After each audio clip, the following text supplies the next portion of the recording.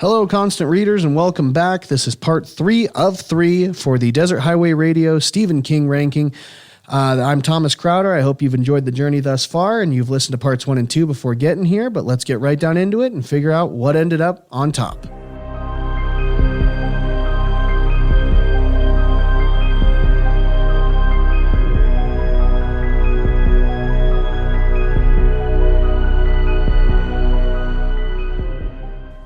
Number 21, Black House from 2001. So this is a sequel to The Talisman, which we had already talked about. However, this one is set 20 years after it. And now our young hero, Jack, is a retired LA homicide detective living in a small Wisconsin town. Already I was hooked from that alone. So Jack himself has repressed his memories of the magical territories in his childhood adventure. And the series of a series of gruesome child murders committed by a killer dubbed the Fisherman draws Jack back into the investigation. The crimes echo those of Albert Fish, a real-life serial killer, and Jack slowly rediscovers his past and realizes the murders are linked to the Crimson King. Now this was the link to the Dark Tower that I think a lot of people loved, because the Crimson King is straight out of the Dark Tower. And the Crimson King is doing a lot of things in this novel that, again, tie directly into the Dark Tower. And so, we'll talk a little bit more about it. With the help of local allies and the re-emerging territories, Jack confronts the Fisherman with the larger cosmic evil behind him. The novel blends small-town crime thriller with expansive Dark Tower mythology, ending with Jack's reawakening to his destiny. So, right off the bat, we've got that deep connection to the Dark Tower. Now, fans like myself loved those tie-ins. I think it was fun to see the Dark Tower again. Through a whole different novel. But for those of you who haven't read The Dark Tower, this could have hurt the novel, because if you loved The Talisman and you just wanted a straight sequel to that without it having to blend into anything else, this probably hurt it. But for me, I loved it. I think it was very atmospheric. I think the change in tone was fun. I think it was really cool to go from a very kid heavy, almost like Goonies-esque kind of vibes to this dark gothic, sequel. And I think Jack's character arc, I think it was good. I think they did a good job of giving us an adult version of the kid that we had spent so much time with. And again, you've got way more mature themes than you had in The Talisman. So, pros and cons there, depending on, your taste and what you liked. Definitely less magic, more mundane. There's not as much fantasy. So if you were a real big fan of the fantasy elements of The Talisman, you might be a little hurt by this one. And, it is what it is. That's going to be on your own. Now, of course, it does hurt, like I said, if you don't have that prior knowledge. And, of course, King and Straub originally planned to release a third Jack Sawyer novel. But, if you don't know, now you know. Peter Straub, unfortunately, passed away before that was able to happen. However, Stephen King is going to release something, hopefully, as of 2026, we'll have a new one, a third one in this trilogy to complete it all, utilizing some of Straub's notes and then obviously King's writing prowess as well. So really, really excited for a third book there. And then, of course, Jack Sawyer's role as a breaker fighter, that's going to tie directly into the Dark Tower, especially the last 2 books. So if you were a fan of those and you haven't read The Talisman and Black House, do yourself a favor and read those. Number 20, 9 out of 10, Joyland from 2013. Set in 1973, the same year my father was born, the story follows Devin Jones, a 21-year-old student, college student nursing a broken heart. He takes a summer job at Joyland, a small North Carolina amusement park, and while working at the rides and games, Devin learns the carny way of life, finds unexpected purpose in entertaining children, and he becomes intrigued by the park's haunted house ride, which is said to be haunted by the ghost of a young woman murdered years earlier. Devin befriends a sickly boy with psychic abilities and his mother, who live nearby, and as he digs deeper, Devin discovers the truth behind the murder and a whole lot of other things. I realize sometimes when I write these things, I give a little too much, so I'm going to kind of edit myself as we go. The novel is equal parts coming-of-age tale, ghost story, and crime mystery. And I think, again, Stephen King does this well. As I mentioned before, I love a lot of the crime stuff that he ends up doing. And he originally released Joyland through Hard Case Crimes, which is the same one he did The Colorado Kid with, and another book that we're going to talk about as well. And that's a publisher that kind of specializes in that pulp-style crime novels.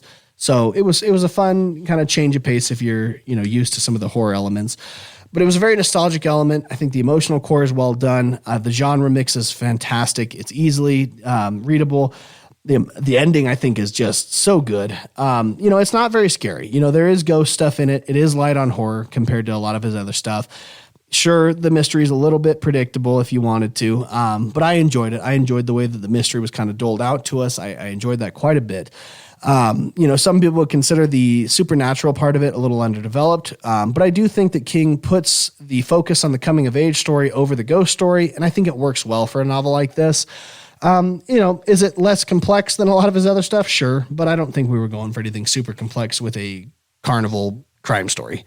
That one's a good one. Joyland. So number 19.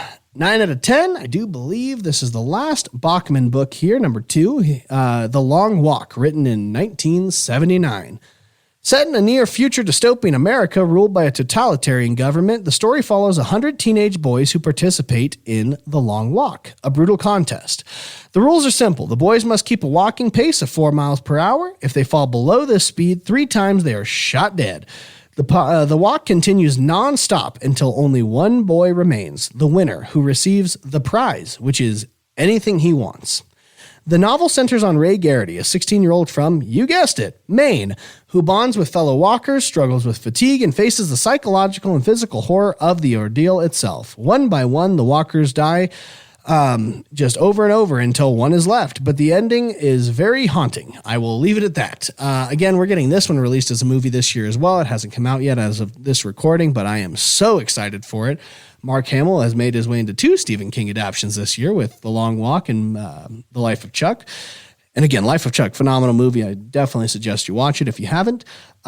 This is a very intense book. It's a pretty stripped down premise, but my God, the tension and existential dread is there. I think the character dynamics are fun. I think Garrity and just his relationship with these boys who, for him, he's meeting for the first time. But by the end of the book, it's almost like they've known each other forever. I think it's rich and heartbreaking at the same time. The themes of youth and mortality are strong in this one. And again, it's minimalistic in terms of its premise, but it's so well done. And I think it makes the horror just way more sharp and immediate. It is bleak. Classic Bachman there. You're getting the bleakness. Some people are going to find that structure repetitive in terms of walking, talking, and dying. But I think they do a good job of it every time it happens. You're not getting a lot about the world around it, which I know for some people can hurt the story. You're not getting a whole lot of what makes this dystopian society the way it is. But you're looking at it from this point of view of Ray Garrity for a lot of this book. So you're only going to get so much of that world building. And I think you don't need it. I think a lot of the mystery behind it is what really keeps it vague and fun. The ending can definitely frustrate readers. It frustrated me, but I still liked it. It did frustrate me though. The brutality, it definitely, by the end of the book, it's probably not as shocking as it is at the beginning, but overall it's not horrible. So The Long Walk was the first novel King ever wrote at age 18. It wasn't published until years later under the Bachman pseudonym. You've also heard this about Blaze as well. It's kind of hard to gauge. Just know that both of these novels are ones that he wrote a long time ago and apparently really felt that they should be released under Bachman. A lot of people read this as an allegory for the Vietnam War era conscription, just in terms of young men being forced into a death march, essentially. And I think that's an interesting take on it. I'm very excited for the film development or the film adaptation of this. I hope it's really close to the book because this is one of the most visceral books I think he's ever written. Number 18, 9 out of 10, The Institute, 2019. You're probably going to think this one's rather high.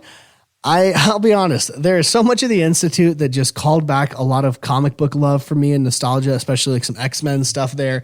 I loved the environment of this one a lot. But either way, we're going to get into it. The novel follows Luke Ellis, a 12-year-old genius kidnapped from his home in Minneapolis. He wakes up in the Institute, a secret government facility where children with telepathic and telekinetic abilities are held and experimented on. The Institute has 2 parts, front half where children live in dorms, attend classes, and endure increasingly harsh tests, and back half, a more sinister section from which no child has ever returned.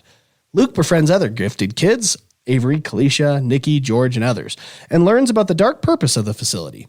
The children's powers are weaponized to influence global events. I don't know if that's a huge spoiler or not, but, there's a whole parallel storyline as well. Tim Jameson, an ex-cop who takes a job as a night knocker in a small South Carolina town, slowly becomes connected to Luke's story. There's a whole lot of things that happen in this novel. It's a big blend of science fiction, thriller, and then that coming of age storytelling. The Institute itself drew heavy parallels for me from, like Firestarter in terms of the shop and just this government entity and obviously telekinesis and all this stuff.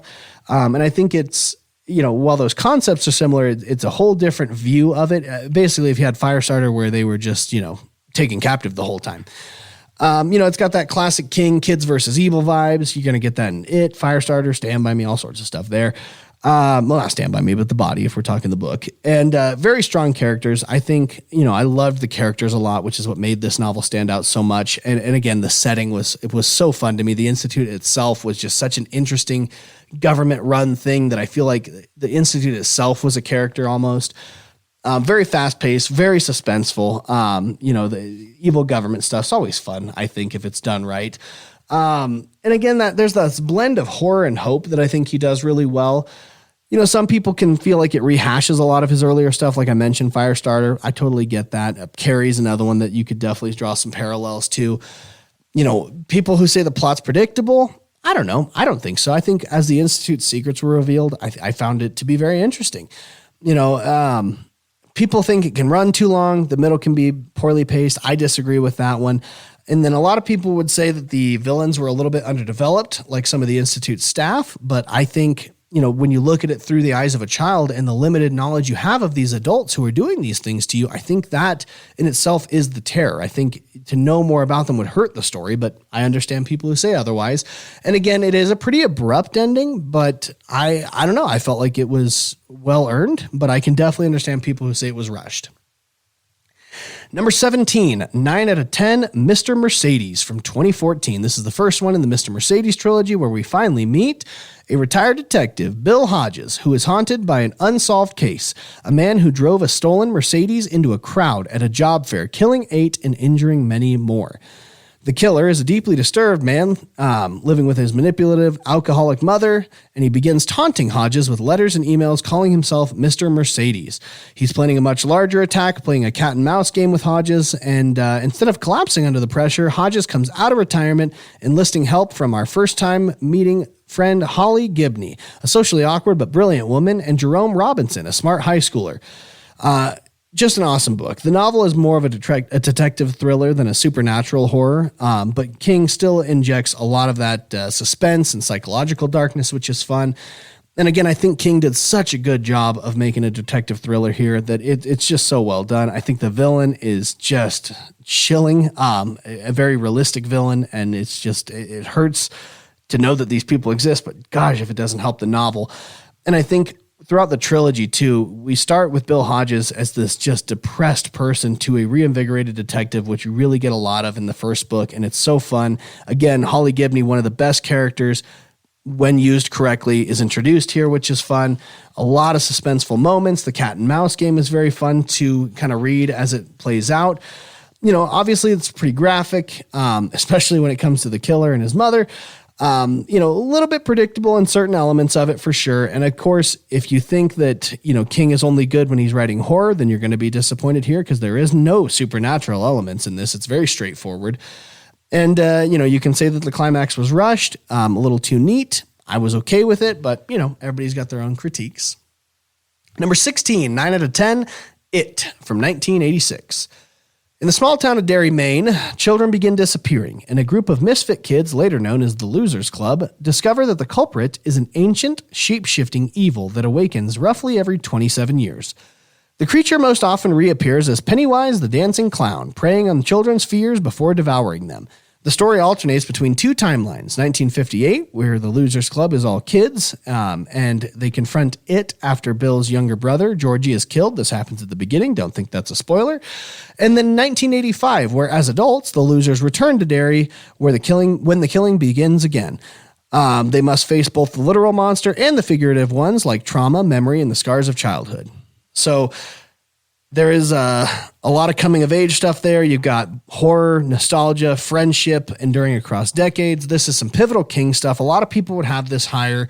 Again, epic scope, huge novel.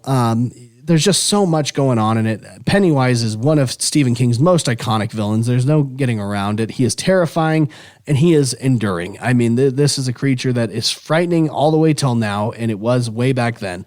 And the Losers Club is just one of the best groups of Stephen King characters. Their dynamic is so well done. I think it's just a fun story. And then Derry itself. This is one of Stephen King's best town settings, this one in Castle Rock, but I think Derry does take the cake here. It is just steeped in this history behind this evil that I think King does a good job of giving you a lot, but not everything with, which really does add to the mystery of it all. And I think the dual timelines work really well in terms of just seeing these kids' point of view versus these adults' point of view. I think it's really well done. It is a big novel. You're talking over 1,100 pages, and it does drag from time to time. It's a little overwritten. Sometimes it can be bogged down. There are some moments in this novel. The high school bully with his baby brother is, oh man, that one hurt me pretty good when I read that one. And there's a lot of ambiguity when it comes to the book too. When you talk about the battles with it, and obviously, there's a whole turtle thing that if you're a Stephen King fan, you know exactly what I'm talking about. If you don't, you're just going to be confused and unsatisfied with some of that. My biggest gripe, and I hate this. If you've read this book, you know exactly what I'm talking about when I say the sewer scene. And there's a reason it has never been adapted into the movies. I hope to God it's never adapted. I do not like this scene. As I prefaced, I am somebody who works with kids. My job is children's safety. I hate this scene. I think I understand what King was trying to do in terms of linking their young lives with their now adult lives. And this was kind of just that concept of them achieving maturity together. It's disgusting. It hurt the book so bad for me. There was just something about it. I could not read it. And it wasn't a scenario where King developed this horror that is supposed to make you uncomfortable. It's not part of the horror. It's part of the good. And that's what makes it hard for me to put this book so much higher. And I know that might be overdramatic. And for some of you, you think I'm just being a little bit of a melodramatic person by saying that hurts the book so much, but it does. And that's maybe just a personal thing for me. I hate that scene so much. I wish to God he would have taken it out. He has edited his books, Gunslinger, The Stand. They've both received some edits, whether that's expanding the book or changing some stuff. That is one scene I do not understand why that man has chosen to keep it in there. It does nothing to help the book at all. You will never convince me otherwise. I'm sorry. But again, everything else is so good. It's still number 16 on this list. But now we're going to get into number 15, and we are hitting our first 10 out of 10, and it's going to piss off a lot of you listening to this, and I do not care. Billy Summers, 2021. My first 10 out of 10 novel, number 15. Billy Summers is a former Marine sniper turned hitman with a strict moral code. He only kills bad men. Preparing for what he plans to be his final job, Billy goes undercover in a small town posing as a writer while waiting for the hit. As Billy lives quietly, he reflects on his traumatic past, from his abusive childhood to his time in Iraq. When the job goes wrong and he realizes he's been set up, Billy goes on the run. Along the way, he rescues Alice, a woman brutalized by predators, and the two form an unlikely bond. The story follows Billy's quest for justice, redemption, and a final reckoning, blending action with deep introspection. I know, it's high. I'm not going to lie to you guys. I'm not even fully sure I can tell you why this is a 10 out of 10 other than this is one of the most rereadable, enjoyable novels that he has written, in my opinion. You do not have to agree with it. I totally understand if this novel is nowhere near your top 30. I don't care. I love it. I think the protagonist is awesome. I think he's complex. I think this killer who's sympathetic, it's been done. I know that. I still think King does a great job with it.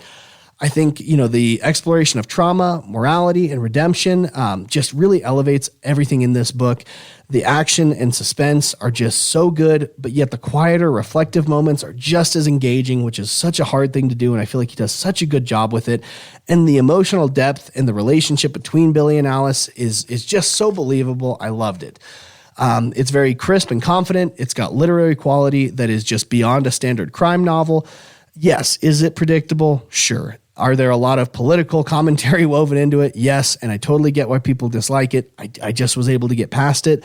I think the tone shifts between crime thriller and love story, I think they work well, but I understand when people think that it is uneven. And then I think a lot of people did not like the ending. I loved it. There's a lot of meditation on trauma when it comes to this novel, and my job is a trauma-informed staff and somebody who deals with trauma in terms of the safety of children. I think this book did such a good job of explaining trauma in a way that was so palpable to a regular person. I just think it does a much better job than people give it credit for. So that is why it's up there. And while we're sticking on controversial takes, number 14, 10 out of 10, Later, from 2021. This is another one of those pulp crime novels that was released under Hard Case Crime. The story is narrated by Jamie Conklin, a boy with a special ability. He can see and speak with the dead. More importantly, the dead cannot lie to him. So already you've got Sixth Sense with a little bit of an extra added flavor. Raised by a single mother, Tia, Jamie's powers help him in small ways, like dealing with financial struggles. But when a dying serial bomber threatens more destruction, Jamie is forced to use his gift in a darker, more dangerous way. Things take a sharper turn when Liz, his mother's corrupt police detective girlfriend, manipulates Jamie into helping her solve crimes. The book blends coming-of-age, supernatural, and noir crime, following Jamie as he grapples with his strange fate and the costs of his powers. Very short read, very snappy, very tightly written. Definitely not an epic. We've got a unique narrator. I think Jamie's voice, although we've had a lot of youth and kid protagonists, I think his is just different. I think he has a good amount of humor. And I think the mixture of horror and noir is so well blended in this book. I think Jamie and his mom add a lot of heart to the novel. And I think, again, you're getting a lot of Sixth Sense, but with this pulp crime edge that I mean, not that you'd ever imagine Sixth Sense as a pulp crime novel or movie, but it works. This one, it does. I think a lot of people think it borrows too heavily from other things. I understand that. The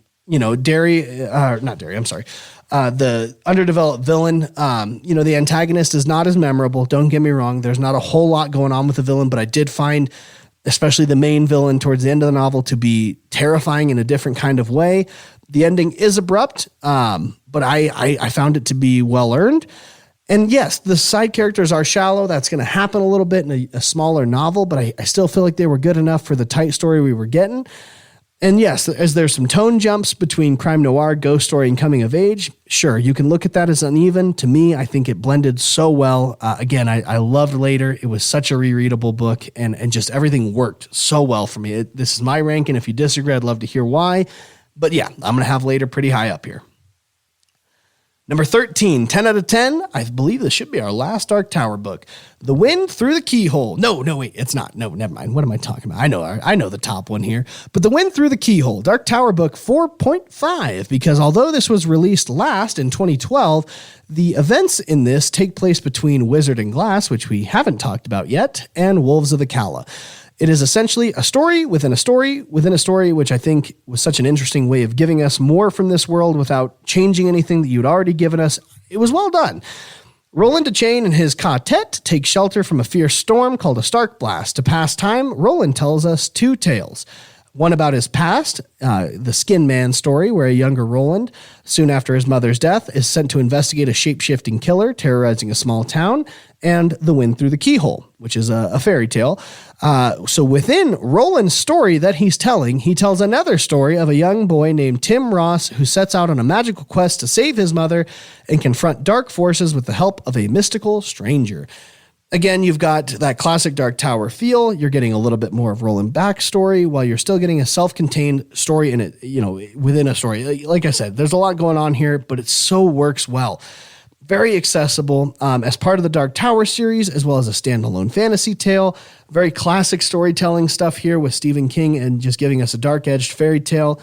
Again, if you wanted more Roland, you're getting more of it, and I think it adds a lot more depth to his character. The world building with more of Midworld, which we didn't think we were going to get, and we got, which was fun. But it's such a tightly woven story. A lot of what Dark Tower's biggest faults was there was a lot going on and not all of it wrapped up really well. This one's not going to be hit by any of that. So again, it's not essential reading for Dark Tower, but it is well worth it. Well worth the time. Here we go. Number 12. Here it is. This is our last Dark Tower book. I can't even believe I forgot about this. Wizard and Glass, 10 out of 10, Dark Tower book number 4 from 1997. After surviving, I'm not going to give away too much, actually. Never mind here. But what I will tell you is Wizard and Glass is a formulative tale of Roland's youth. This is the origin story, one that, again, after the events of the third book, which, again, I mentioned ends on a cliffhanger, you do get the resolution to that, but immediately we are cast into Roland's backstory, which, again, you would think, like I mentioned before, all the spin-off stuff and the side quests, that like you want to get to the end of the tower. But then this story happens, and you did not realize upon reading this how much of Roland's backstory was just going to be so well done. There is a lot that happens in it, and again, if you're a Dark Tower fan, I'd be shocked if you don't have Wizard and Glass towards the top of your list. It was the origin story you didn't know you needed. It was like Rogue One when you think of Star Wars, right? Like, who thinks for a second that the story of how they made a small hole to blow up the Death Star was important? And then all of a sudden Rogue One comes out, and it's one of the best Star Wars pieces to ever come out, and it was just all based off something you didn't know you needed in terms of origin. Same thing here. Ton of emotional depth.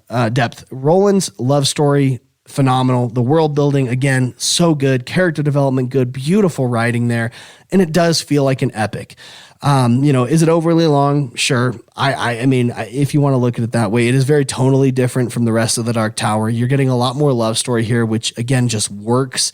Is it anticlimactic? I don't know. It's a little bit underwhelming when you compare it to the high action of the Wastelands, but it's so good.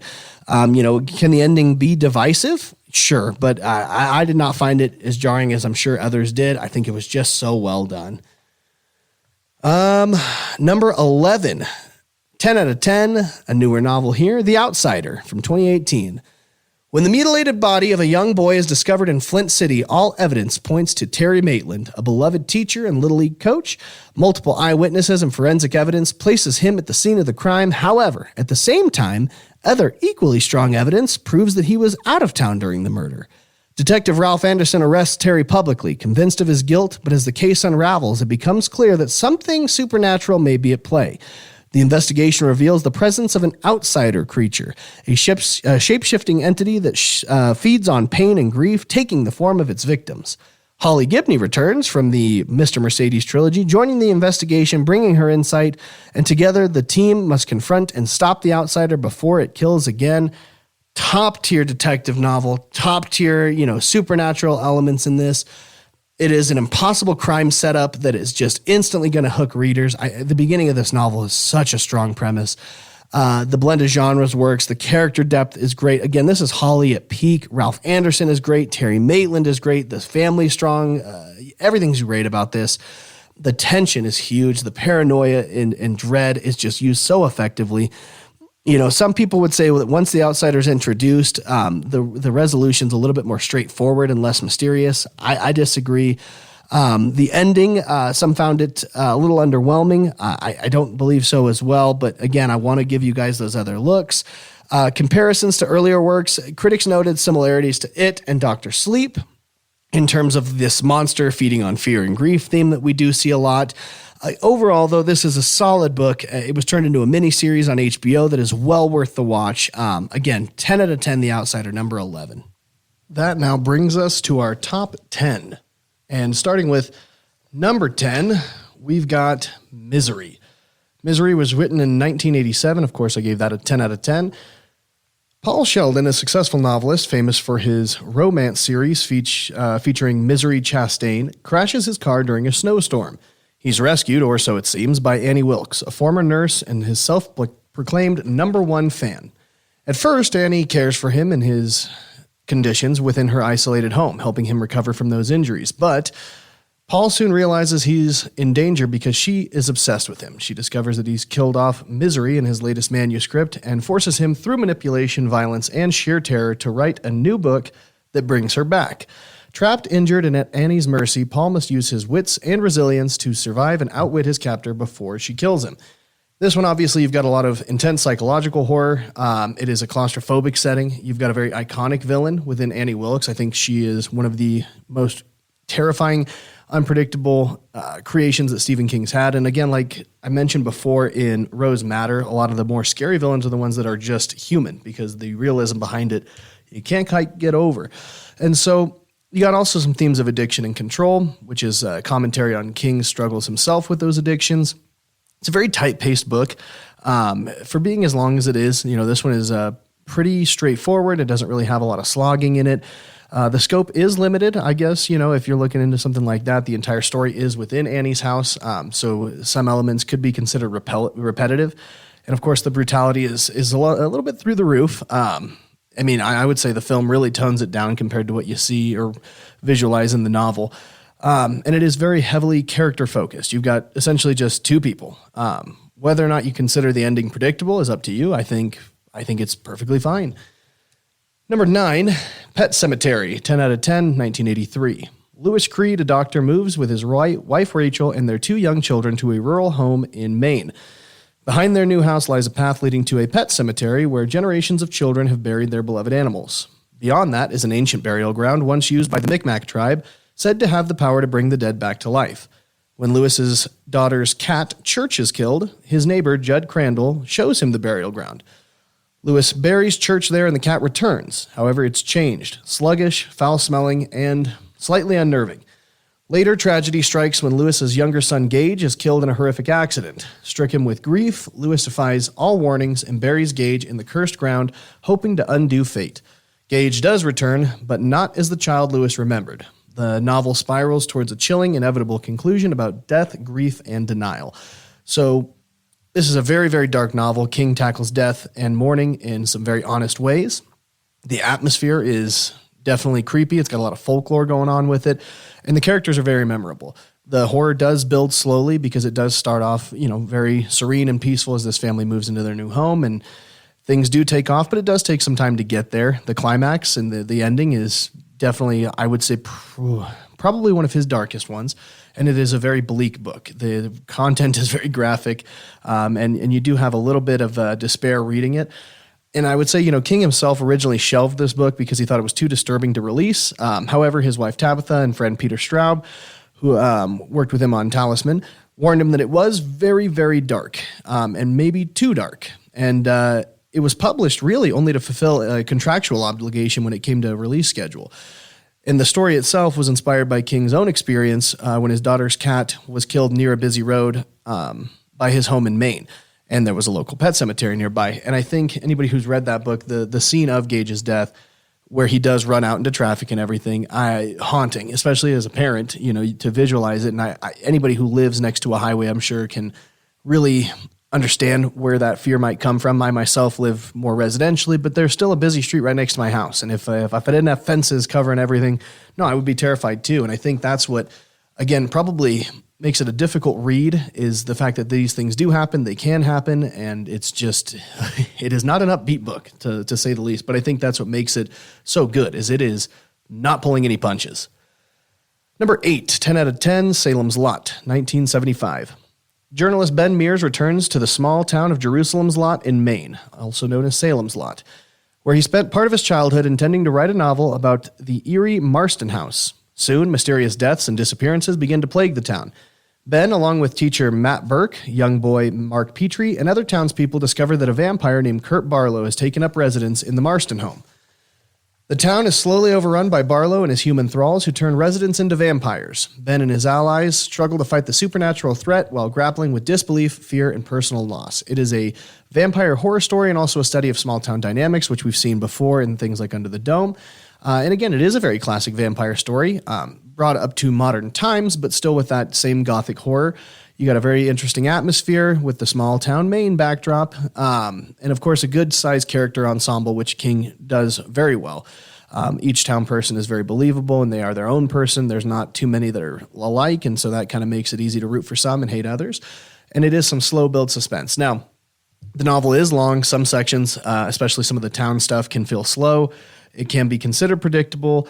And of course, when you have such a large cast, not every single character is going to feel fully fleshed out, but the ones that the story focuses on, I think it does a good job. And again, some of the subplots feel dated, and that's going to come with the territory. I believe this was King's second novel. I love it. I love the classic vampire tale. I think there's a reason that vampires have kind of stayed within mainstream media for as long as they have. They are fun to work with, especially deciding what tropes to keep and which ones to kind of move on from and where to upgrade the traditional vampire.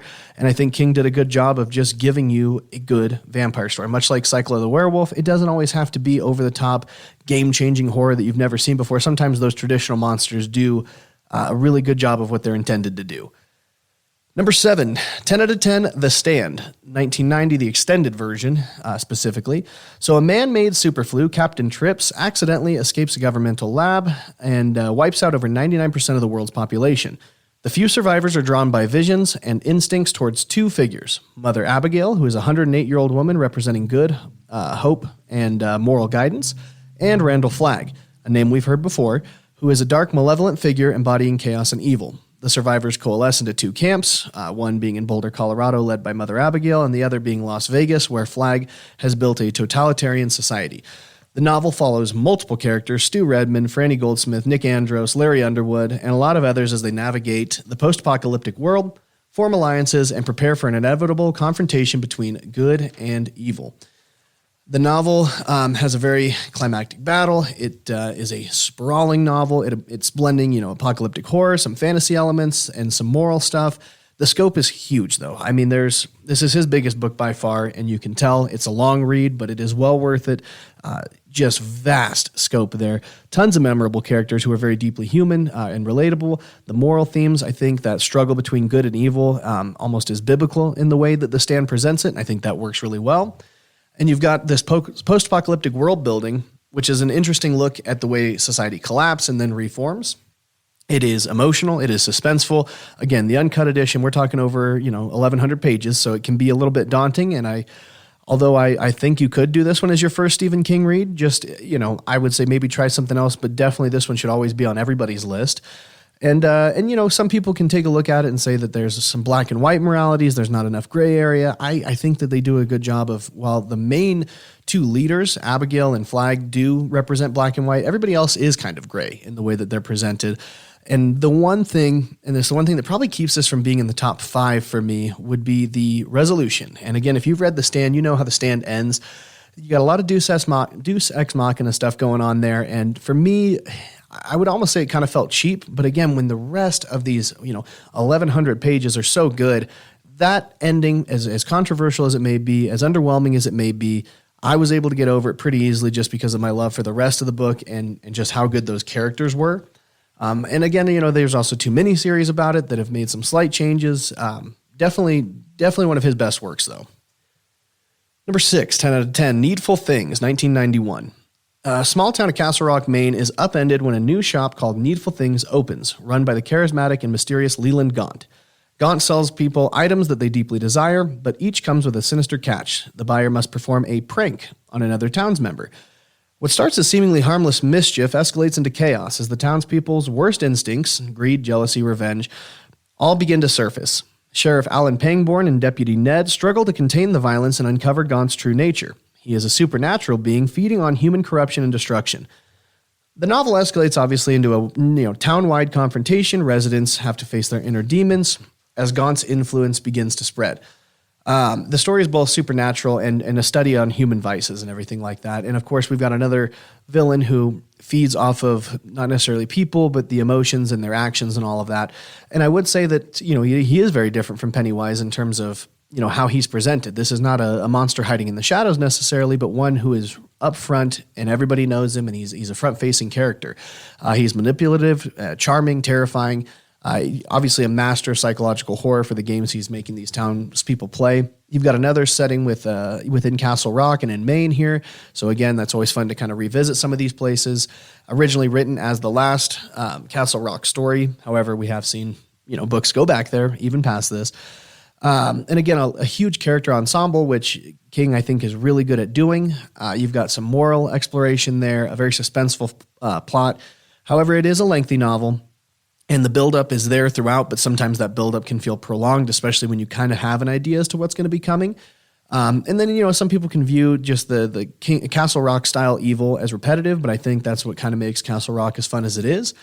You got some overwrought subplots, a lot of character arcs and pranks tend to slow some things down, and it does, sometimes it's a little predictable, but I think overall it's a very well-written novel. I know a lot of people probably wouldn't have that anywhere near their top 10, but me personally, I really enjoyed Needful Things. I found it to be a fun book in terms of that psychological horror and seeing what humans do with just such a simple premise, and I thought it was really well-written.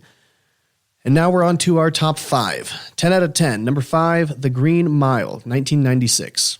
Set in 1932 at Cold Mountain Penitentiary, the story is told by Paul Edgecombe, the head guard of Death Row, otherwise known as the Green Mile. Paul and his fellow guards oversee the inmates, including violent criminals and the mysterious, gentle John Coffey, a massive African-American man convicted of murdering 2 young girls. Coffey possesses miraculous healing abilities and a childlike innocence that confounds everyone around him. Through a series of events, the guards learn that Coffey is innocent and is in fact a vessel of supernatural goodness, but the legal system condemns him nonetheless. The novel explores morality, justice, cruelty, and the weight of life and death, culminating in, I'm just going to say it, if you don't know it already, I'm sorry, Coffey's execution, which leaves an indelible mark on Paul. So you've got horror, supernatural elements, human drama, and a lot of moral ambiguity. Now, one of probably his most emotional books, I would say, exploring human kindness, cruelty, and injustice. I think its look on the injustice system is huge. You got really, really strong characterization. Paul Edgecombe, John Coffey, and the guards are really vivid and memorable characters. The supernatural elements are good because I think you don't overwhelm the book with them. They are definitely there, and his abilities are important, but they don't play a huge role in how you feel about him. And the suspense and drama is great. I think everybody reading it kind of knows that the inevitable is going to come, and as much as you want the novel to take a different turn and for some way, shape, or form John Coffey to survive, you also know that that's just not the way this is probably going to play out. This was one of those books, too, that I think, although it is slow, it is episodic, and I'll talk about why that's the case. I think it works well for the novel. It is limited in action, but to me, I think, the action, you don't really see a lot of action in a situation like what we're reading here.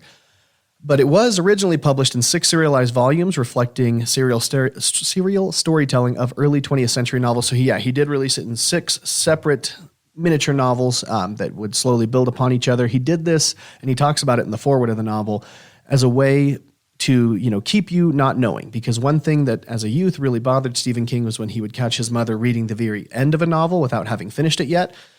He felt that was just a cheap way of knowing how it all goes down, and so by releasing it in serialized form, nobody could know the end until he decided to release it.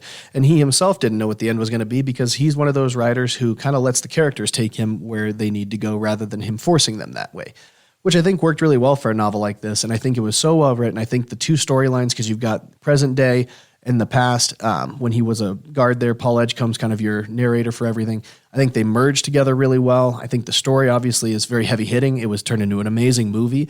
This was actually the last Stephen King novel I read. I did not read them all chronologically by release date or anything like that. I just kind of jumped around and did ones that I knew, and I knew for a fact that Green Mile was going to be a good one. So I did want to save one of the best for last, and I was very pleased with that result. Again, it ended up being number 5 on my list. Such a good story. And I don't think there's recency bias behind that at all. I think a lot of people would put The Green Mile pretty high. Number 4, 10 out of 10, The Shining, 1977. Jack Torrance, an aspiring writer and recovering alcoholic, takes a job as a winter caretaker in the isolated Overlook Hotel in Colorado, hoping for peace and a chance to reconnect with his family, his wife, Wendy, and son, Danny. Danny possesses The Shining, a psychic ability that allows him to see the hotel's terrifying past and future events. The hotel itself is malevolent, influencing Jack, amplifying his anger, and preying on his weaknesses. As the winter progresses, Jack descends into madness, driven by both the hotel's supernatural forces and his personal demons. Danny and Wendy must confront both Jack's increasing violence and the sinister spirits inhabiting the hotel to survive. I think one of the best parts about The Shining, and this was actually the first Stephen King book I ever read, was the setting. The whole concept of a haunted hotel is awesome. Obviously, he revisits that in 1408, which is an amazing short story. But it is claustrophobic, it's haunting, and I think for a lot of people, myself included, whether you read the book, you watched the movie, it did change the way you kind of view hotels, especially when you were by yourself. You've got a lot of psychological depths here. I think the views on alcoholism and abuse and addiction play out really well. I know it's one of the main reasons Stephen King does not like the Kubrick movie is because, according to King, you could tell Jack Torrance was crazy right from the offset in that movie, whereas in the novel, it is definitely more of a build-up, and I agree. I do view the two entities, the book and the movie, as very separate things because I think they're both beautiful in their own right, but they are not true adaptions. The movie is not a true adaptation of the book in terms of a lot of its more addiction-heavy messaging and moral standings, because I do think the book did a really good job of taking this character, and when you can see inside his own head, that does change things a little bit too. The movie can't really do a lot of that. It shows rather than, tells through words. But you see the struggle within Jack the entire novel. The man does not want to go back into alcoholism. He struggles much more mightily. He puts up a huge fight against it before finally succumbing to it, whereas in the movie, he does succumb a lot quicker. It doesn't really seem like as much of a struggle. He was much more willing to dive back into those demons of his own. So huge differences there. I think the supernatural horror in The Shining and all of the ghostly manifestations are just so well done in that book. They are incredibly terrifying. And I think the character development's awesome. Jack, Wendy, Danny, they're fully realized characters. They're all very flawed in their own ways. It is such a suspense-filled novel, very tense. Does the start off slow? Sure. However, I think it picks up so quickly. A lot of people view Jack's arc as predictable. I would say if you're watching the movie, sure. I don't think the book gave it away as quickly. I think the book really did show a struggling father. It's pretty graphic. Some of the supernatural elements are a little bit ambiguous. The Shining itself can be a little ambiguous or underexplained, but at the end of the day, it's supernatural elements. We're not supposed to have full explanations of these things, and the characters themselves are not going to have those explanations because they don't fully understand the powers or the things at work. But I can understand the ambiguity and how that might frustrate some of the readers. Number 3, 10 out of 10, released in 2011, 11/22/63. Jake Ebbing, a high school English teacher, discovers a portal in a diner that allows him to travel back to 1958. He is tasked by the diner owner, Al, to prevent the assassination of President John F. Kennedy on November 22nd, 1963. Jake assumes a new identity and lives through the early 1960s, navigating historical events, culture, and personal relationships. He falls in love with Sadie Dunhill, adding emotional stakes to the mission, and despite his efforts, altering history proves more complex than anticipated. Small changes have unexpected consequences. Obviously, butterfly effect. The novel explores the ethics of changing the past, fate versus free will, and the human cost of obsession. One of his best books, again, another large one. It turned into a miniseries on Hulu if you're a fan of watching books come to life.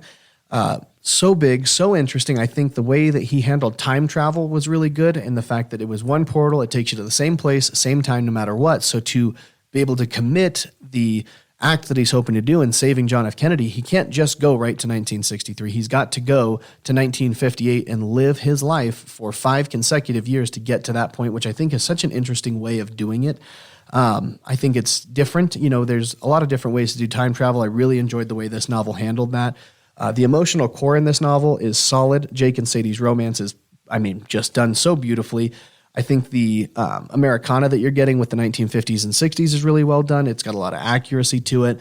And I think it's suspenseful too. The time travel tension, Kennedy's impending death, all of it keeps readers hooked. I think the premise itself is enough to get people hooked. And Jake himself is one of the best, characters, protagonists that we've seen from Stephen King. And I think the combination of historical fiction and thriller is really, it works well with what Stephen King was able to do. I know he did a lot of research before making this novel. He put a lot of effort into it, and you can definitely tell. Again, it is over 850 pages. That's a lot of reading. If some people aren't invested in the romance as much or they're not into it, I can see that really pulling them out of it. I thought it was done well, but I can understand. And though while I view the time travel logic as very consistent, I know that a lot of people can get frustrated if you have a certain view as to how time travel works. If you want to get really into it, I'm sure you can probably find some inconsistencies in it. I personally wasn't diving too deep. I understood exactly what he was trying to do. I think he did it well. And then some people think the ending is predictable. Again, I'm going off of what I've seen other critics saying. I do not think that ending was predictable at all. I think it was very well earned. I think it was interesting the way it was looked at. And I think, the only thing I would have wanted more from in this book is more of an exploration into the world towards the end of the book. The one that Jake Ebbing is able to create, I would have loved to have seen more of that and understood more of what the butterfly effect had caused. But I also understood we're already at 850 pages and there is a story to wrap up, so you got to get what you can. Number 2, 10 out of 10, The Dead Zone from 1979. And right now, for those of you listening, you now figured out my number 1. If you know all of Stephen King's bibliography, you know my number 1, And it might be frustrating to you. So just hear me out when we get there. I will explain to you why it is number one. So the dead zone. Johnny Smith, a school teacher, suffers from a serious head injury from a car accident that leaves him in a coma for nearly 5 years. When Johnny awakens, he discovers he has psychic abilities, particularly visions of the future and past when touching people or objects. He struggles to reconcile his gift with his personal life, and he attempts to help people and prevent disasters. He becomes entangled with Greg Stilson, an ambitious politician whose future actions Johnny foresees will lead to global catastrophe. Johnny must confront moral dilemmas about whether to use his power to alter the course of events and possibly commit murder to prevent disaster. The novel explores fate, free will, and the burden of knowledge. It does a good job with political thriller elements, horror, and, of course, suspense. I think the premise is awesome. It's a psychic story, but there's so much moral responsibility that it's almost damn near a superhero movie the way it's written, or superhero story the way it's written. And again, as a comic book fan, I found a lot of appreciation in some of the premises there. I think Johnny is almost the best Stephen King protagonist. I obviously will talk about my number one in a second. And I like how he is torn for this desire of a normal life and in between that and duty to prevent harm, almost like Spider-Man's with great power comes great responsibility, if we're going to keep calling back to that. And you've got a really good blend of genres there. There's a lot of moral complexity, raising questions. You know, you think about that classic, you know, if you could kill Hitler, but you had to kill him as a baby, would you do it? You know, it's even though you know at the end of the day it's the right thing to do, it's still a hard thing to commit such an atrocity. And I think some people's going to have complaints about the middle section where he's adapting to his powers. I enjoyed it. Again, real origin story-esque kind of stuff there, and I appreciated it for what it was. I think the side characters are a little bit limited and thinly developed, but again, the main ones are so well done. Greg Stilson, you know, as the political antagonist in this was, again, really well written, especially for the time. And again, you can definitely make a lot of references to who he is versus some of the political figures we've seen as time's gone on. And I think Stephen King did a really good job of showing us a real life example of something that could potentially happen. And although the ending is, I would consider it emotionally harsh, and I definitely understand that, I do think it is well earned. And I think the story sets up that ending so well that it was, I can see it having gone other ways, but I think it ended perfectly the way it did, as, you know, morally resolute and unsettling as it can be. And now number one, 10 out of 10, if you haven't figured it out by now, it is 2013's Dr. Sleep. And that is going to throw a lot of people off. I don't think a lot of people have this in their top 20, let alone their number one Stephen King book of all time, but I'm going to tell you why. So obviously my first Stephen King novel being The Shining, I had read it not knowing that there was actually a sequel to The Shining called Dr. Sleep. And so once I'd finished that, I was very excited to jump into that one next as my Stephen King journey kind of started there. And well, let's go into the description first. We've got Danny Torrance, the son of Jack Torrance from The Shining, is now an adult, struggling with the traumas of his childhood at the Overlook Hotel. He battles alcoholism, mirroring his father's struggles, and he drifts through life until he settles on a small New Hampshire town where he finds work in a hospice and earns the nickname Dr. Sleep for his ability to help dying patients pass peacefully. Danny discovers Abra Stone, a young girl with an exceptionally powerful shining ability. Abra is targeted by the True Knot, a group of quasi-immortal vampire psychics who feed on, psychic vampires, who feed on the steam released by children with the shining ability. And as they die, the more they're tortured, the more steam the True Knot is able to get. Danny and Abra team up to confront the True Knot, facing both supernatural danger and Danny's personal demons. The novel explores redemption, trauma recovery, and the continuing battle between good and evil. So, going off critically here in a lot of the reviews, right? You've got a very strong emotional core. Danny's struggle with addiction and PTSD is portrayed very realistically. You've got, for those of you who have only seen The Shining and haven't read The Shining, the Overlook, it does explode in The Shining. If you didn't know that, I'm sorry. And so you get to return to the Overlook, not necessarily in the same way you would think, like in the movie Dr. Sleep portrayed it, but you return to that area that The Shining in the Overlook took place in, and it was able to kind of expand on that mythology without having to go back to the hotel itself. Very compelling villains, the True Knot, although you can say that they are very similar to a lot of the other psychic vampire kind of stuff that we've seen with like a Pennywise the Clown. They are slightly different. I think they, as a group, function better instead of just a singular monster. And the scene with the baseball boy, is all I'll say there, is one of the most visceral, frightening scenes from any Stephen King book you'll ever read. I think the character development is great. Danny and Abra are nuanced and relatable, and I think the themes of redemption are very well done. Some of the complaints on this one, over 450 pages. Some sections, especially some of the character introspection, can slow the pacing. The tone shift between horror, suspense, and coming of age can seem a little uneven. And, some readers found the climactic confrontation to be a little bit more formulaic than anything else, and the supporting characters were less developed outside of Danny Abbott and the True Knot. And, of course, it was much less intense horror when you compare it directly to The Shining. I think overall, that's to be expected. The Shining takes place in a hotel, whereas Dr. Sleep is not necessarily globe-trotting, but it is a lot more travel-heavy than the other novel. The one thing that I would say puts this one at the top of my list, again, I've said it before, my job with Boys and Girls Club is trauma training and working with trauma. And trauma is such a difficult thing to portray properly without getting too melodramatic while still holding the emotional punches that trauma does have. Things like PTSD and everything like that can be definitely misportrayed in a lot of media and books. And I think this novel does it so well. I think, again, that theme of redemption is so strong.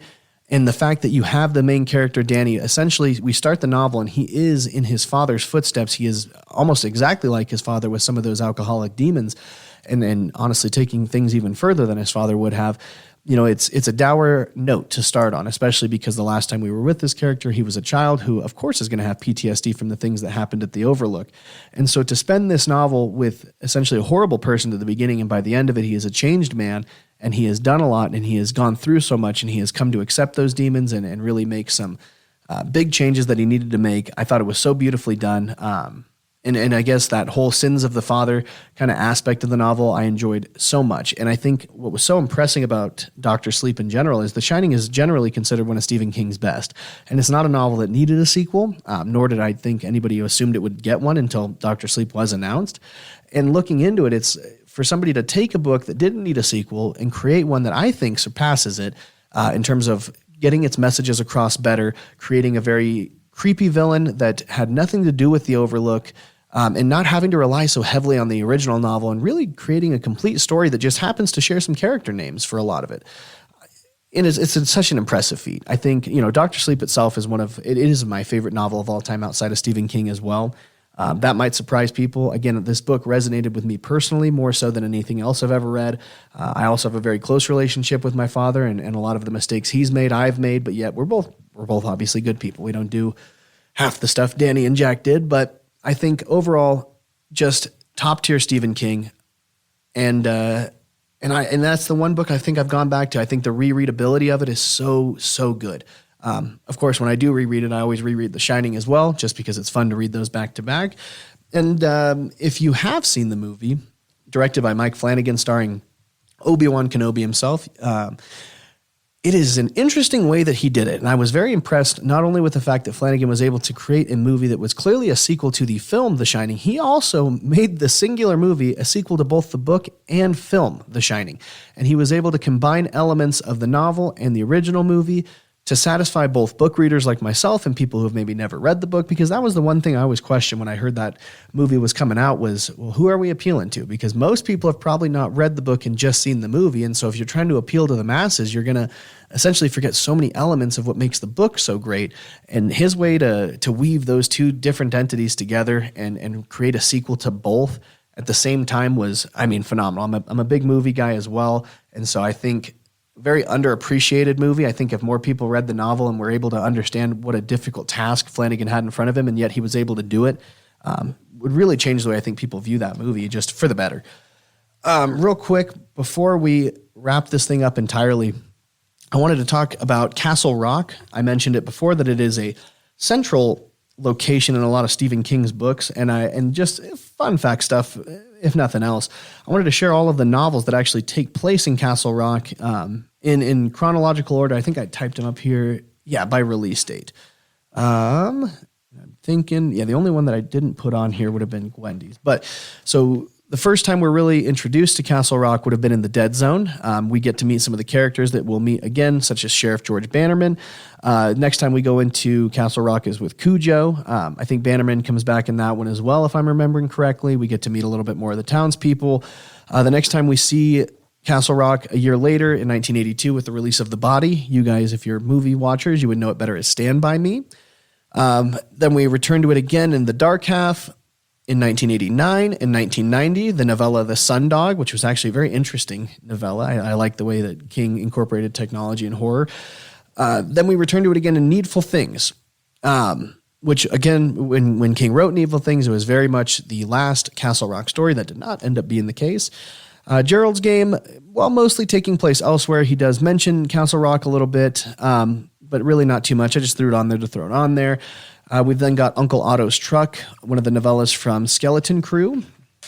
And then, of course, The Things They Left Behind, a novella from Just After Sunset. And then you've got Gwendy's Button Box that takes place in Castle Rock. And then I think the most recent addition on there would be Elevation, which takes place primarily in Castle Rock as well. So he did not do a good job of leaving Castle Rock alone. He definitely liked returning to it, but I understood why. It was a very full of life town that he put a lot of characters and work into. There's no reason not to return to it.